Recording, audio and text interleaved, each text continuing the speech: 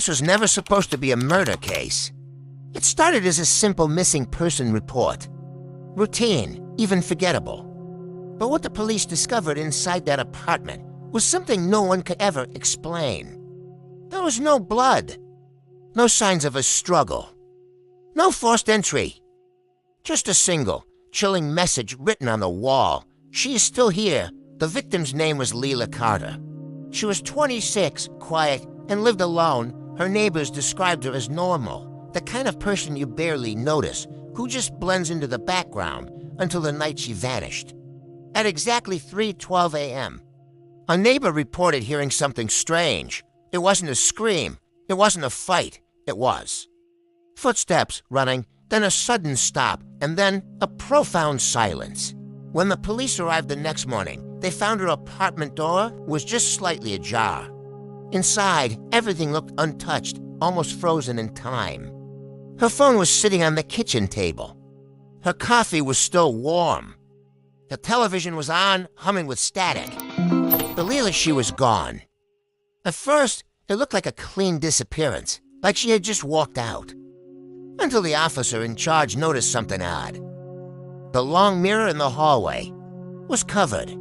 Not broken, not dirty, but deliberately covered with a thick black cloth. When they carefully removed it, they saw writing underneath. It was scratched deep into the glass, over and over again. Don't look back. That's when the entire case changed. This wasn't just a missing person anymore. Something was deeply, terribly wrong. They checked the CCTV cameras from the hallway outside her building. At 3:07 a.m., the footage showed Leila entering her apartment. She was alone. She looked calm. Nothing seemed unusual. But then, at 3:12 a.m., something else appeared. It wasn't a person. Not exactly. It was a shape. A tall, indistinct figure standing in the hallway right outside her door. It was completely still, just watching. And then the camera glitched. For exactly 7 seconds. When the footage returned, the hallway was empty. And Leila was gone. The police searched everything. Every room. Every corner. Every closet. They found nothing. Until they opened the bedroom closet. Inside, they found something deeply disturbing.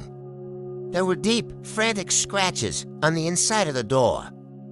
As if someone had been trapped in there, desperately trying to get out. But here's the part that makes no sense. The scratches were fresh, splintering the wood. Yet the thick layer of dust inside the closet was completely untouched. Days turned into a week, no leads. No suspects. No answers. The case stalled. Until Detective Ryan Hale took over. Ryan wasn't the kind of cop who believed in ghost stories or urban legends. He believed in evidence. And evidence, he always said, always tells the truth, no matter how strange. Ryan started with the CCTV footage. He slowed it down, examining it frame by excruciating frame. He focused on the exact moment just before the glitch. And that's when he saw it. The shape in the hallway, it wasn't just standing there. It was moving. Very, very slowly. Drifting toward Lila's door. And just before the screen cut to black, it turned its head. Directly toward the camera. Ryan decided to visit the apartment that night. He went alone. He needed to feel the place to understand the atmosphere without any distractions.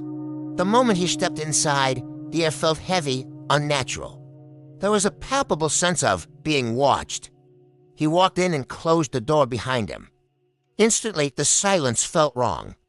It was too deep, too complete, like all sound had been vacuumed from the room. He walked toward the hallway mirror. It was uncovered now, clean, normal. But as he stood in front of it, just looking, he noticed something impossible. His reflection wasn't quite moving with him. It was delayed, by just a fraction of a second. A tiny, almost imperceptible lag. Ryan took a small step back. His reflection didn't. Not immediately. And then it smiled. A wide, unnatural smile that didn't reach its eyes. Ryan spun around, his heart hammering against his ribs. There was nothing behind him. The apartment was empty. When he slowly turned back to the mirror, everything was normal again. His reflection was just his own, staring back with a look of pure terror. That's when he heard it. A faint sound, coming from the bedroom closet. A slow scratching. He approached it carefully, his hand on his service weapon. The sound stopped. He reached for the doorknob. His hand hesitated for a second. Then he yanked it open. It was empty. Completely empty. No scratches, no dust or nothing.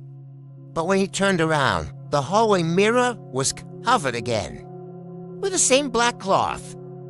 He hadn't touched it.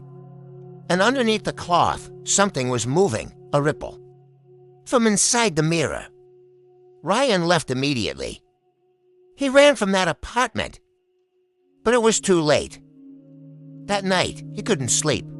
Every creak of his house, every shadow in the corner of his eye sent a jolt of fear through him. Then, at exactly 3:12 a.m., his phone rang. The screen flashed, unknown number. He answered it.